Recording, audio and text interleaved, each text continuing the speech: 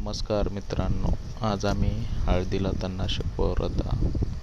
तरी आजपर्यंत आमच्याकडे अजून पाऊस पडलेला नाही. जवळपास जुलै महिना संपत आलेला आहे, तरी पण भरपूर पाणी पडावं असं भरपूर पाणी पडलेलं नाही.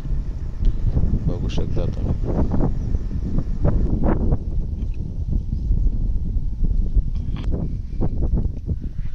न उठण्याचं कारण म्हणजे हळद बरीचशी खोलवर गेलेली आहे, त्यामुळे माती भरपूर प्रमाणात वरी लावण्यात आलेली आहे. त्यामुळे थोडा उठण्यासाठी टाईम येईल.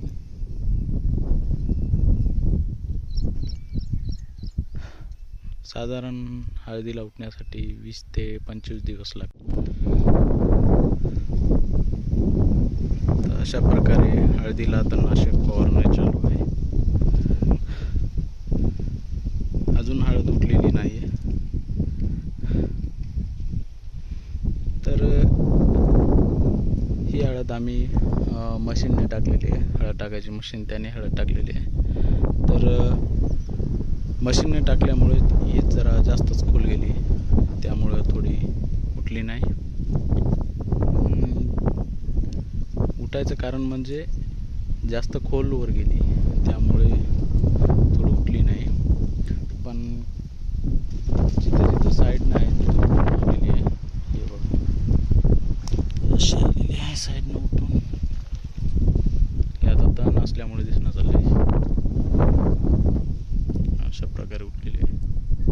तर ही पहिलीच वेळेस हळद आम्ही मशीननं लावलेली आहे, कारण टाकलेली आहे. याच्या अगोदर आम्ही शेतामध्ये बाया असतील किंवा वर्कर असतील त्यांनी टाकत होतो. अशा प्रकारे इथं हे बोरचं काम चालू आहे, पण पाऊस अजून नाही पडला. आज 20 तारीख आहे, तरी पण पाऊस नाही पडला. सध्या जास्त काय आमच्याकडं कापूस वगैरे लावण्यात आलेला नाही, कारण पाऊस अजून नाही आला म्हणजे पडलाच नाही. जूनपासून नाही पडला, तर अजून एवढं मान्सून सक्रिय झालं नाही. आमच्याकडं कापूस नाही, सोयाबीन नाही. अजून बरेच असे भाजीपाला पिकं वगैरे सध्या नाही आहेत. आणि आता बोरचं पाणी पण तेवढं नाही,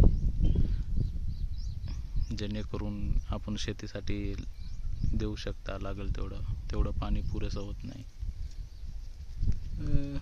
बरेच असे कामं आहेत जे राहिलेले आहेत. तर बघू आता पाणी कधी पडते काय नाही. अजून तर ऊनच आहे.